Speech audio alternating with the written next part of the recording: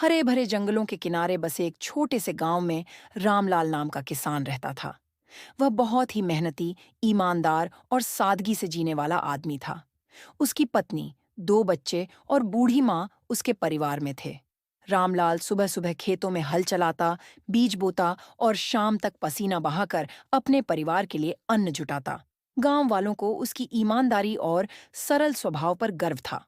लेकिन उसके खेत के पास फैला हुआ घना जंगल हमेशा उसकी चिंता का कारण बना रहता। जंगल में कई जंगली जानवर रहते थे, जिनमें सबसे खतरनाक था एक बड़ा और ताकतवर शेर।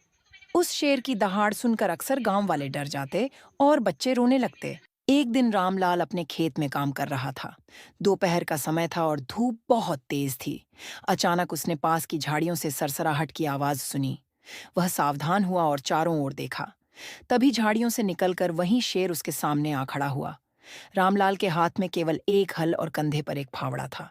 शेर गरज कर बोला, किसान, तू रोज मेरी शांति भंग करता है। सुबह सुबह हल चलाने की आवाज, बैलों की घंटी और तेरी गाने की आवाज सुनकर मेरी नींद टूट जाती है। अब मैं तुझे सबक सिखाऊंगा। रामलाल का दिल तेज धड़कने लगा, पर उसने हिम्मत नहीं हारी। उसने आदर से कहा, महाराज शेर, मैं कोई आपका शत्रु नहीं हूं। मैं तो केवल अपने परिवार का पेट पालने के लिए खेत जोतता हूं। आप जंगल के राजा हैं। आपको मुझ जैसे गरीब किसान से क्या लेना देना। शेर ने घमंड से दहाड़ लगाई, जंगल और खेत दोनों पर मेरा अधिकार है। अगर तू यहां रहेगा तो एक दिन मैं तुझे खा जाऊंगा। रामलाल डर तो गया, लेकिन उसने ठान लिया कि डर कर जीने से अच्छा है शेर का सामना करना। उसने चतुराई से कहा, महाराज, अगर आप सच में इतने शक्तिशाली हैं तो पहले मेरी मेहनत को परखिए। ताकत केवल दहाड़ने से नहीं, काम से भी साबित होती है। मैं आपको एक चुनौती देता हूं। शेर हंस पड़ा, किसान, तू मुझे चुनौती देगा? मैं तो पल भर में तुझे चीर फाड़ सकता हूं। रामलाल बोला, अगर आप मुझे हरा देंगे तो मेरा खेत और मेरा परिवार सब आपका हो जाएगा। लेकिन अगर मैं जीत गया तो आपको वादा करना होगा कि आप कभी मेरे खेत या गांव वालों को नुकसान नहीं पहुंचाएंगे। शेर को यह चुनौती रोचक लगी। उसने तुरंत हामी भर दी। शेर बोला, मेरे जैसे शक्तिशाली से कौन मुकाबला कर सकता है? चल, पहले ताकत आजमा लेते हैं। शेर ने पास ही पड़े एक बड़े पत्थर पर पंजा मारा और उसे टुकड़ों में तोड़ दिया। देखकर सब दंग रह गए।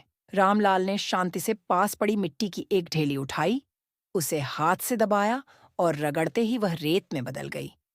किसान बोला, महाराज, आपने पत्थर को टुकड़े किया, लेकिन उसमें अभी भी जान बची हुई है। मैंने मिट्टी की ढेली को जीवनहीन रेत बना दिया। असली ताकत वही है जो चीज को पूरी तरह बदल दे। शेर को पहली बार किसी ने तर्क से हराया। शेर बोला, ठीक है किसान, ताकत में तुझसे धोखा खा गया। अब देखता हूं धैर्य किसका ज्यादा है। उसने किसान को जंगल के एक तालाब के किनारे ले जाकर कहा, हम दोनों पानी में बैठेंगे। जो देर तक सांस रोक सकेगा वही विजेता होगा। शेर पानी में उतर गया। उसने अपनी नाक बंद की और आधा मिनट तक पानी में रहा। फिर बाहर निकल आया और शान से बोला, देखा, मैं कितना सहनशील हूं। रामलाल मुस्कुराया। उसने अपने बैलों से कहा कि जब तक वह लौटे खेत जोतते रहना।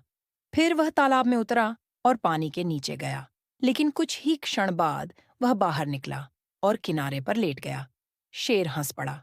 हाँ हाँ हाँ, इतना ही दम था। रामलाल बोला, महाराज, धैर्य का मतलब केवल सांस रोकना नहीं है। असली धैर्य है कठिनाइयों में भी मेहनत करते रहना। मेरे बैल अब भी खेत जोत रहे हैं। मैं रोज सुबह से शाम तक पसीना बहाता हूं। यही धैर्य है, यही असली सहनशीलता है। शेर चुप हो गया। उसे महसूस हुआ कि किसान की बातों में गहराई है। अब शेर का अहंकार पूरी तरह टूट चुका था। उसने किसान के सामने सिर झुका दिया और बोला, किसान, तू सचमुच महान है। तूने मुझे सिखाया कि केवल ताकत से नहीं, मेहनत, धैर्य और बुद्धि से ही असली जीत होती है। मैं वादा करता हूं कि अब कभी तुम्हें या तुम्हारे गांव वालों को नुकसान नहीं पहुंचाऊंगा। रामलाल ने मुस्कुराकर कहा, महाराज, यह जंगल आपका है और यह खेत हमारा। अगर हम दोनों अपने अपने क्षेत्र की मर्यादा रखें तो सब सुखी रहेंगे। हमें एक दूसरे का सम्मान करना चाहिए। शेर ने सिर हिलाया और वापस जंगल चला गया।